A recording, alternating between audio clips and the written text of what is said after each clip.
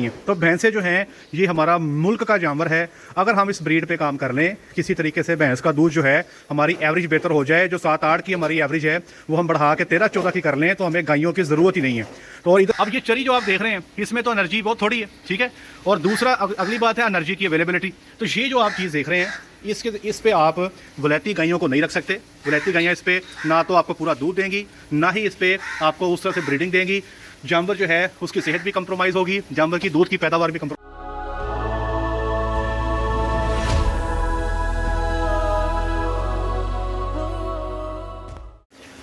बिस्मिल्लाहिर्रहमानिर्रहीम। अस्सलामु अलैकुम वरहमतुल्लाहि वबरकातुहू। मेरा नाम है डॉक्टर मोहम्मद मुज़म्मिल हसन। एक नए सेशन के साथ आपकी खिदमत में हाज़िर हैं। तमाम तारीफ़ें मेरे अल्लाह के लिए जिसने मुझे आपको पूरी कायनात को बनाया।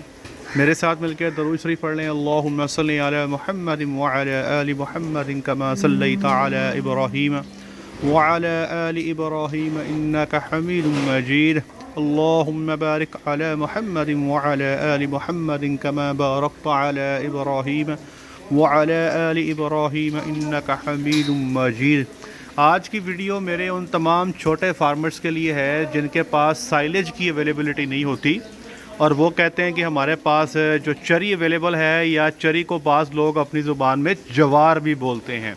तो ये एक स्टडी के केस है मेरे पास, ये इससे मैं कुछ सिखाना चाहता हूँ आपको। पहले तो आप ये इन भैंसों को देख लें, ये यहाँ पे खड़ी हैं, ठीक है जी।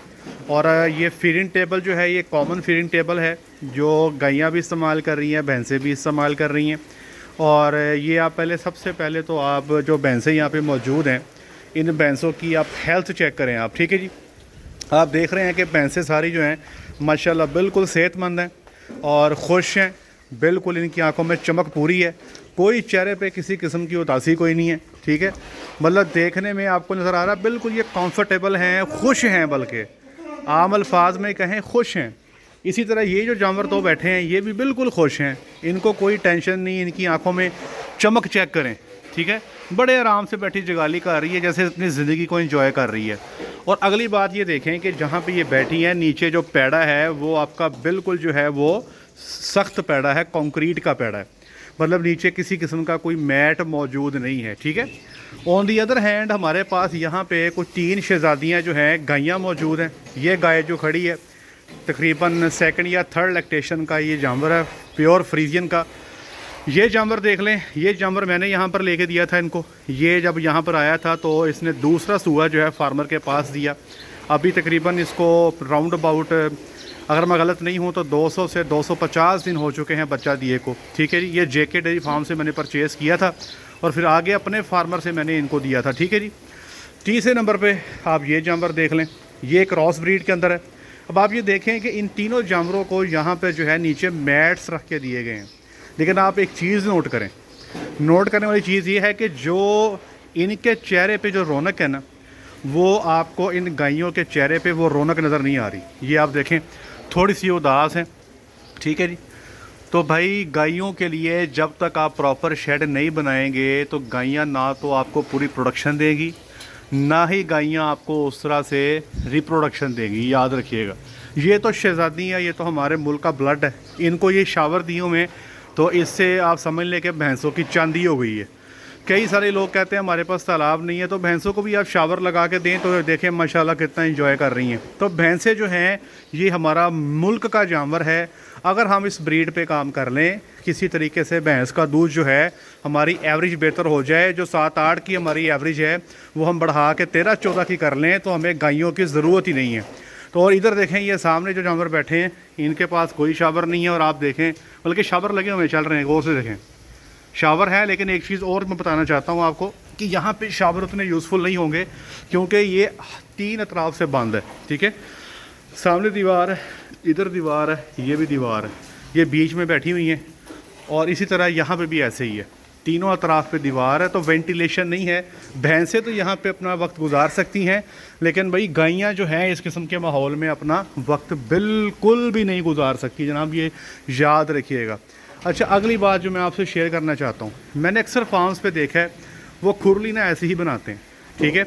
तो खुरली बनाते हुए को 2-3 गुजारिशात हैं जो मैं आपके साथ करना चाहता हूँ। जब आप शेड बनाएं तो इन 2-3 बातों का आपने ख़ास ख्याल रखना है। सबसे पहले नंबर पे ये जिस जगह पे जानवर बैठा हुआ है, इस फ़र्श से इस खुरली का जो फ़र्श है ये वाला, ये सिर्फ 4 इंच ऊपर होना चाहिए। अगर आपने मैक्सिमम करना है तो 6 इंच कर लें, तो इससे ज़्यादा ना करें। तो ये फ़र्श जो है जहाँ पे आपने फीड लगाई है, इस फ़र्श का जिस जगह पे जानवर बैठा है इससे जो फासला है 4 से 6 इंच होना चाहिए। ये तो हो गया पॉइंट नंबर 1। पॉइंट नंबर 2, ये जो खुरली ये बनी हुई है आप ये देख रहे हैं ब्रदर, खुरली जब भी बनाएं तो खुरली के बीच में पार्टीशन करें, ठीक है। एक जानवर को खुराक खाने के लिए 2 फुट चौड़ी जगह चाहिए, ठीक है। फिर सुन लें, एक जानवर को खुराक खाने के लिए 2 फुट जगह चाहिए। और अगर आपने खुरली बनाई है, इस तरह बनाई है, तो इसमें होगा क्या कि अगर आपने फीडिंग करनी है तो फीडिंग के टाइम पे इधर वाला जानवर इधर वाले जानवर की खुराक में मुंह मार सकता है और ये वाला जानवर इस साइड वाले जानवर की खुराक में मुंह मार सकता है। जो प्रॉपर पार्टीशन आपको रिक्वायर्ड है वो पार्टीशन जो है आपको उस तरह से नहीं मिलती। इसलिए इसका तरीक़ेकार ये होता है कि बीच में, खुरली के बीच में एक 4 इंच का पर्दा कर दिया जाता है, ठीक है। 4 इंच का पर्दा होगा ताकि इधर वाले जानवर अपनी खुराक खाएं और इधर वाले जानवर अपनी खुराक खाएं और एक दूसरे की खुराक में वो इंटरफेयर ना करें। ये तो हो गया 2 पॉइंट। अब तीसरा पॉइंट मैं आपको ये बताना चाहता हूँ, उस्ताद ए गाय का पता दुध कितना करती पई वाली अकाली है को अंदाज़ा दिहाड़ी का कि टाइम का? मतलब दिहाड़ी का 20 किलो हो गया। ये भाईजान कह रहे हैं कि ये गाय जो खड़ी है इस वक्त 20 किलो दूध ये बता रहे हैं। मैं आपको पीछे से जाके दिखाता हूँ, तो वहाँ से उम्मीद है कि कुछ हमारी क्लैरिटी ज़्यादा हो जाएगी, कुछ हम असेसमेंट भी कर लेंगे। चवाई कितने बजे लाते हो? 3 बजे? 3 बजे चवाई लगनी है। अभी टाइम जो है ले जनाब, ये ऑर्डर की पोजीशन यहाँ से आ गई, ठीक है जी। तो ये मुझे जो ऑर्डर की पोजीशन लग रही है तो 20 लीटर वाली सिचुएशन लग नहीं रही मुझे। तो जो इस वक्त हैवाने की पोजीशन है लग रहा है कि वो 18 को लीटर 17, 18, 16, 15 से 16 लीटर दूध इस वक्त कर रही होगी। अच्छा, मैं बताना ये चाहता हूँ कि ये गाय जो है ये इसने मेरे पास पहले लैक्टेशन में जो पीक प्रोडक्शन थी वो 30 से 35 लीटर थी। हमने इससे सूए में तकरीबन 8,000 से 8500 लीटर दूध निकाला, ठीक है। जब ये जानवर प्रेग्नेंट था 8 माह का, तो हमने ओकाड़ा फार्म से इसको सेल किया क्योंकि वहाँ पे फार्म पे उन्होंने बच्चों का शेड बनाना था, तो इस गाय को हमने सेल कर दिया। तो टोटल मैंने 3 गायें सेल की थी। एक गाय यहाँ पर आ गई, एक गाय मेरे पास मेरे फार्मर पिंडी पट्टियाँ माँ चलेगी और एक गाय जो है वो मेरे फार्मर के पास साउथ पंजाब में चलेगी, ठीक है जी। तीनों गायें जो थी 8-8 माह की प्रेग्नेंट थी और अगर मैं गलत नहीं हूँ तो ये 7 लाख रुपए में यहाँ पे नॉर्मल सीमन के साथ ही आई थी। जब ये जानवर यहाँ पे आया तो इसने आके माशाल्लाह 35 लीटर प्लस किया। हमारा ख्याल था, मैंने इनको बताया था कि ये 40 लीटर प्लस करने वाला पीस है, ठीक है जी। अब मैं बताना ये चाहता हूँ कि वलैती गाय ब्रदर, वलैती गाय जो है अगर आप उसको प्रॉपर माहौल दें, प्रॉपर आप उसकी केयर करें, प्रॉपर उसको न्यूट्रिशन दें, तो ब्रदर 1 साल तो ये टेक के दूध देती हैं। मैं क्या कह रहा हूँ, 1 साल टेक के दूध देती हैं। मतलब अगर इसका दूध था ना 40 किलो फॉर एग्जांपल, तो 1 साल बाद भी ये 25 लीटर दूध पे होती हैं। अगर ये प्रेग्नेंट ना हो सकें और अगर प्रेग्नेंट हो जाए फिर जारी बात है जो 5-6 माह की प्रेग्नेंट है उसके नीचे 18-20 लीटर दूध रह जाता है। तो बड़ा आला पीस है, जेके डेयरी फार्म से इनको मैंने ला कर दिया था। तो मैं बताना ये चाह रहा हूँ कि अगर हमारे पास माहौल नहीं होगा, हमारे पास प्रॉपर शेड नहीं होगा, जानवर को हम बांध देंगे, जानवर के पास जो पानी पीने की जो एक्सेस है वो अपनी मर्ज़ी से नहीं पी सकेगा, तो भाई वो अपनी दूध की पैदावार नहीं दे सकेगा, चाहे वो जितना मर्ज़ी अच्छा जानवर हो। अच्छा, एक और चीज़ आप नोट करें, जितनी भैंसें मैंने आपको दिखाई हैं सारी भैंसें सेहतमंद हैं, लेकिन ये गायें जो आप देख रही हैं ये आपको गायें सेहतमंद नज़र नहीं आ रही। इसका सिंपल रूल ये है, 2 चीज़ें आपको मैं बता देता हूँ। आपको ये अंदाज़ा करना है कि आपका जानवर सेहतमंद है या नहीं, उसमें 2 चीज़ें चेक कर लें। सबसे पहले तो ये हड्डी, ये जो गड़ा पड़ा हुआ है, ठीक है, ये टोया, आई डोंट नो आपको नज़र आ रहा कि नहीं आ रहा, ये जो टोया है ये वाला, ये बहुत गहरा है, ठीक है। अब आप भैंस के मुकाबले में चेक कर लें या इस गाय को चेक कर लें, ये निस्बतन गाय सेहत में ठीक है, इसका ये चेक करें पीछे घूम के पास, ये टोया ज़्यादा नहीं है। लेकिन इस गाय का जो है अगर आप देखें यहाँ पर बहुत गहरा टोया पड़ा हुआ है, तो ये आप पीछे से चलते हुए देख के बता सकते हैं कि ये जानवर आपका कमज़ोर है। अब भैंसे आप देख लें, ठीक है, या ये गाय भी आप देख लें, ये कंपैरेटिवली जो है इस गाय के निस्बत सेहत में बेहतर है। दूसरे नंबर पे जो गाय है ब्रदर उसकी आखिरी 2 पसलियाँ वो आपको उसका इंप्रेशन नज़र आना चाहिए, सारी पसलियाँ नज़र नहीं आनी चाहिए। अगर इस गाय को देखें तो इसकी सारी पसलियाँ 1 2 3 4 5 तक तो मैं गिनती कर रहा हूँ, ये नज़र आ रही हैं। इसी तरह इसकी जो ऊपर रीढ़ की हड्डी है वहाँ पे भी आपको अलहदा नज़र आ रहा है कि ये गाय की हड्डियाँ जो है वाज़े हो रही हैं। तो याद रखिएगा कि जो अच्छा दूध वाला जानवर है, अगर आप उसको प्रॉपर डाइट नहीं दे सकेंगे तो वो दूध तो देता रहता है, उस रफ्तार से दूध कम नहीं करता, लेकिन वो अपनी हेल्थ को कंप्रोमाइज़ कर लेता है। जब हेल्थ कंप्रोमाइज़ होगी तो ना तो वो अपना 100% दूध दे सकेगा और ना ही वो अपनी ब्रीडिंग को 100% कर सकेगा। अब तीसरी बात जो खुराक के हवाले से मैं आपको बताना चाहता हूँ, अब देखें चरी डल रही है, ठीक है, चरी पे भैंसों की आप देखें, ये भैंसें खड़ी हैं, सबकी सेहतें चेक कर लें, फैंटास्टिक है, देखें किसी को कोई मसला नहीं है, सारी बेहतरीन है। लेकिन चरी पे आप इस जानवर को देखें कि ये जानवर जो है चरी पे इसकी हेल्थ डाउन हो गई है। तो मैं आपको अपने तजर्बे, अगर आप भाईजान चरी का इस्तेमाल करते हैं दूध वाले जानवरों में, और ऐसे दूध वाले जानवरों में जिनकी दूध की पैदावार 25 लीटर से ऊपर है, तो ना तो वो 25 लीटर दूध बरकरार रहेगा, ना जानवर की हेल्थ बरकरार रहेगी, ना जानवर का जो दूध की लाम है वो भी उसकी टूट जाएगी। तो ये 3 चीज़ें जो है नुकसान आपको करना पड़ेगा। अब इसकी वजह क्या है? वजह ये है कि ये जानवर ज़्यादा दूध करने वाला जानवर, इसको खुराक में एनर्जी टका के चाहिए, तकरीबन 55 से 60 मेगा कैलोरी इसको पर डे एनर्जी चाहिए, ठीक है। और वो कहाँ से आनी है? उसका एक मेजर पोर्शन साइलेज से आना है। साइलेज अगर आप इसको 40 किलो देते हैं तो 40 किलो साइलेज से 12 किलो इसको ड्राई मैटर मिलेगा, और वो जो 12 किलो ड्राई मैटर है उससे तकरीबन 30 मेगा कैलोरी इसको डेली एनर्जी मिलेगी। मतलब इसकी एनर्जी का जो डिमांड है उसका 50% साइलेज से मिल जाएगा। अब ये चरी जो आप देख रहे हैं इसमें तो एनर्जी बहुत थोड़ी है, ठीक है। और दूसरा अगली बात है एनर्जी की अवेलेबिलिटी। तो ये जो आप चीज़ देख रहे हैं इस पे आप वलैती गायों को नहीं रख सकते। वलैती गायें इस पे ना तो आपको पूरा दूध देंगी, ना ही इस पे आपको उस तरह से ब्रीडिंग देंगी। जानवर जो है उसकी सेहत भी कंप्रोमाइज़ होगी, जानवर की दूध की पैदावार भी कंप्रोमाइज़ होगी।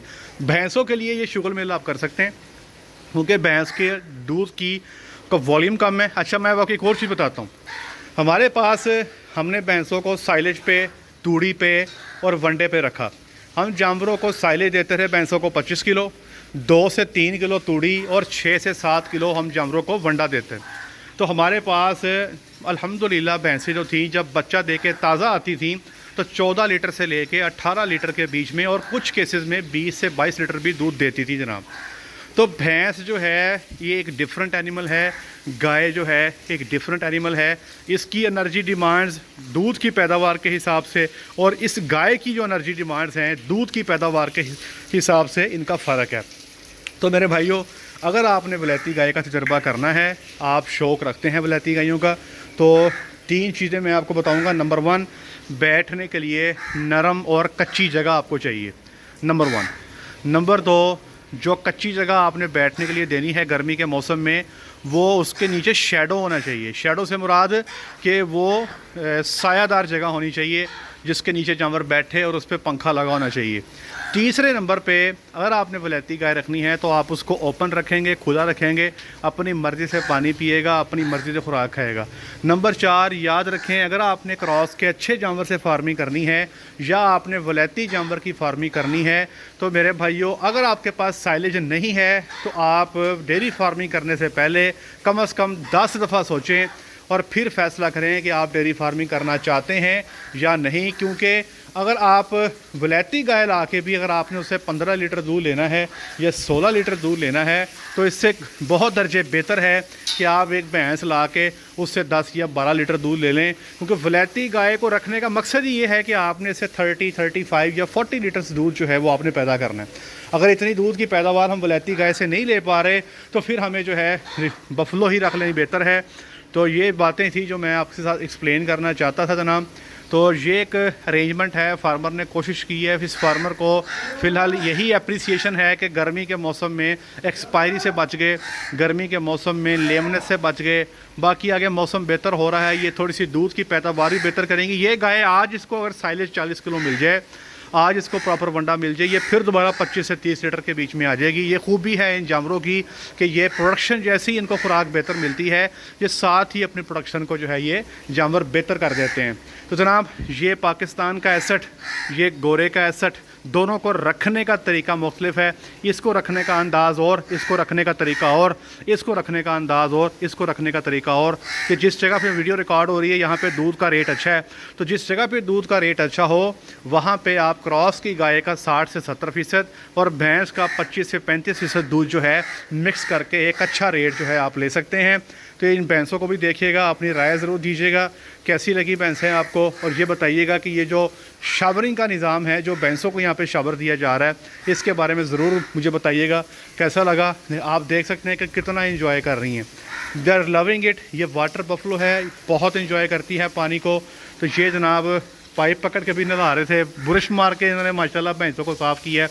तो भैंसों के साथ जो हमारी मोहब्बत है वो डेफिनेटली जो है वो ज़्यादा है। एक और चीज़ मैं आपको एट दी एंड बता के फिर वीडियो को क्लोज़ करता हूँ, वो ये है कि जितना भी अब आपको इस वक्त यहाँ पे मटीरियल नज़र आ रहा है, ये सारा का सारा सब्ज़ चारा है। तो मैंने अक्सर आपसे रिक्वेस्ट की है कि जब भी खुराक दें तो सब्ज़ चारा, वंडा, इसको अच्छी तरह मिक्स करके दें, ताकि ऐसे नहीं होना चाहिए कि आपने सब्ज़ चारा डाला, उसके ऊपर वंडा डाल दिया और जानवर क्या करेगा, वो आके फौरी तौर पे वंडा खाएगा और फिर बाद में आहिस्ता आहिस्ता जो है वो सब्ज़ चारा खाता रहेगा। ये रिकमेंडेड नहीं है, इससे मैदे के मसाइल आते हैं और इससे जो आपके बुज़दिल जानवर हैं उनको पूरी खुराक नहीं मिल पाती। तो आपने वंडे को, सब्ज़ चारे को, तूड़ी को, साइलिश को, जो भी आप दे रहे हैं, मुकम्मल तौर पे मिक्स करके गितावा बना के देना है। तो इंशाअल्लाह हुल अज़ीज़ जानवर के मैदे भी सही रहेंगे, प्रोडक्शन भी आपकी ठीक रहेगी। ले जी, आज के लिए इतना ही। अपना ख्याल रखें, दुआ में याद रखें, 5 वक्त की नमाज़ बाजमात अदा करें। अस्सलामु अलैकुम रहमतुल्लाहि व बरकातुहू।